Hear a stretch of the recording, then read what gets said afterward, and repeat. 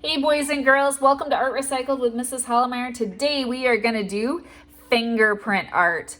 And typically I tell kids not to color all over their hands in art. Guess what, kids? Today I'm going to tell you to color all over your hands, and it's going to be really fun as you get to stamp your fingerprints on paper. Now what you're going to need is you're going to need a wet paper towel to clean your fingers between colors, a dry paper towel to dry them off, and you want washable markers, kids. Notice I said washable markers, not Sharpies, not permanent markers. Permanent markers are going to stain your hands for a long time. Washable markers should come off pretty quickly. So there are tons of different ways to do fingerprint art. One way that you're going to see probably a lot on the internet is just taking your fingerprints and thinking up as many different things as you can. So as many different animals, flowers, balloons, Piglet from Winnie the Pooh, people, flower with vases, a heart, tree, anything that you can think of, and just brainstorming ideas. So that's one way to do it. Okay, and then use a black crayon or use your black marker to kind of add the details around your fingerprints. Second way to do it is you can actually create something that is recognizable, like this underwater scene I created. Everything I created in here I did with my fingerprints, and then I just added on around it, and then I used crayons to color the background. Today what I'm going to show you how to do, boys and girls, is I'm going to show you how to do a bug jar. I don't know about you, but when I was a kid, I loved catching bugs in a jar, especially lightning bugs. So parents, if you have fluorescent paint, that is a great one to do this lesson with, where the kids dip their fingers in fluorescent paint and then they turn their fingerprints into bugs. But again, kids, I know a lot of you don't have that. So I'm going to teach you how to draw the jar, and then you're going to watch me color my fingerprints with the markers, how to clean them, and then how to turn them into bugs. Easy peasy. So the first thing I'm going to do is I am going to draw an oval at the top for my jar. So boys and girls, you probably want to do this with a pencil and then trace it with a marker later. I'm just going to try to do it with straight up Sharpie if I make mistakes, right? That's part of making art. So I'm going to make a flat oval up here at the tippy top, and this is going to be the top of my jar. That's a pretty good flat oval. Go over it a couple of times. Now I'm going to go on the very edge of the oval. Make sure you're all the way on the side, and you're going to draw two straight lines down that are the same length, like that. If I ever go too fast, boys and girls, you can just pause the video too. Then I'm going to add a curve down here that is the same curve as this curve. So these two curves are the same. Then I'm going to come down just a little bit under the jar and turn my jar out, come down, stop at the bottom. This is the hard part, getting two sides the same, and it's okay if they're not totally perfect. Curve my jar out, come down. You can see even mine isn't perfectly symmetrical. I try, but if I had a pencil, I could erase it and redo it. But again, mistakes are part of art. And then down at the bottom here, I'm just going to scooch this up a little. I'm going to make this a soft curved line that is kind of the same curve as that one. Okay, and there's my jar. So now what I'm going to do is I'm going to use my fingerprints, and I'm going to stamp my fingerprints in here with my washable markers. Now, boys and girls, when you do this, you got to think of the different types of bugs. So let's say I know I want one to be a spider. So I want it to be a purple spider. So I'm going to color this fingertip purple with my washable marker, make a stamp. And here's the thing, boys and girls, you don't want these stamps to be too close together, because as you're going to find out, you're going to have to draw the wings and the legs of your bugs.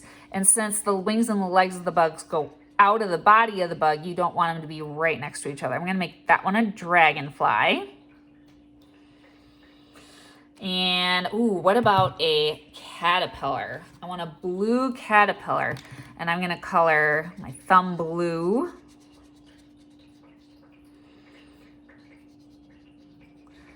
His head is big, so I'm going to start with a big old head down there at the bottom. But then as his body goes out, it gets smaller, so I'm going to color my pinky blue. And normally you can probably get about 2 good stamps before you have to color again. Again, this is easier with paint. With paint, you can just stamp away, but again, I don't have paint, right? So I'm using my markers. Maybe I will do a ladybug beetle. So I'll color this finger red. As you can see, boys and girls, I've used up all my fingers. So this is where, and beetle's wings kind of look like an upside down heart, kind of like that.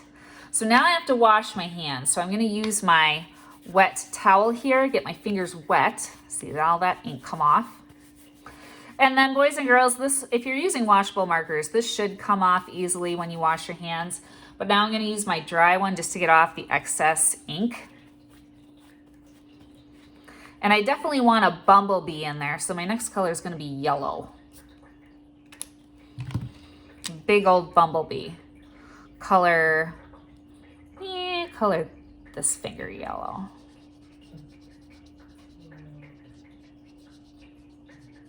Now, since I had a pretty dark color on that thumb, I'm just going to stamp it once on my paper towel just to make sure it does come out yellow, and it did. So I know that's going to work pretty good. There's my bee. Now, like I said, boys and girls, you don't want these too close together. Otherwise, you're going to have trouble drawing the wings and stuff. So now I'm going to turn him into bugs. So now this guy, I said I definitely wanted him to be a spider. So I'm going to draw his little head. If you know anything about spiders, you know they have lots of eyes. So I'm going to make multiple dots here for his creepy eyes. And then they have how many legs, boys and girls? 4 times 2, so they have 8 legs, right? This guy, I wanted him to be a dragonfly. Dragonflies eat spiders, by the way. So I'm going to add on his tail here. Add a head. I don't know if dragonflies have antennas, but I'm going to give him little antennas. And then I'm going to give him his big oval wings. And their oval wings kind of overlap a little bit.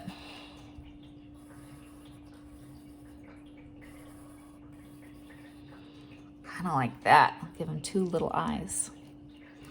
Next, my bumblebee.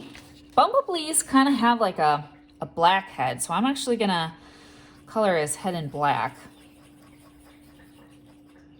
Give him his 2 little antennas. Color stripes on his body. And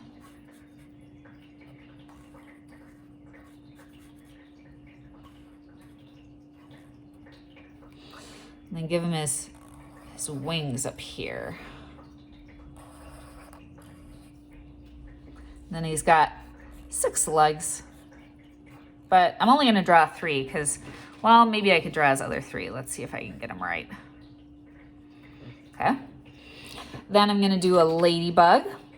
Ladybugs, I think, also have a black head. So I'm just going to color in the head black, do 2 little antennas, and then big black spots on my ladybug.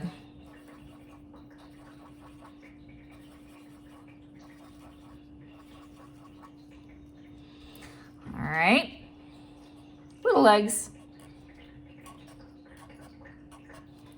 And my last guy, my centipede or my caterpillar down here, he's going to have lots of legs.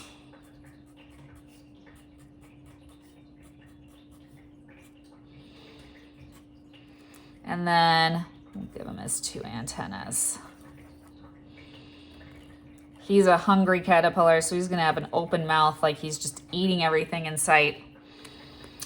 So boys and girls, that's just kind of a start. I could definitely add more bugs to this if I wanted to. It looks like I have a little bit more room, but you can see now why I didn't put them right next to each other. A fun thing to do is to add yellow in the background to kind of make the jar look like it's glowing, or to paint the background, color the background with another color. So again, very simple lesson. You may do it any way you want. It's kind of cool just even to brainstorm and just think of how many things you can come up with. All right, boys and girls, have fun and see you next time on Art Recycled. Bye.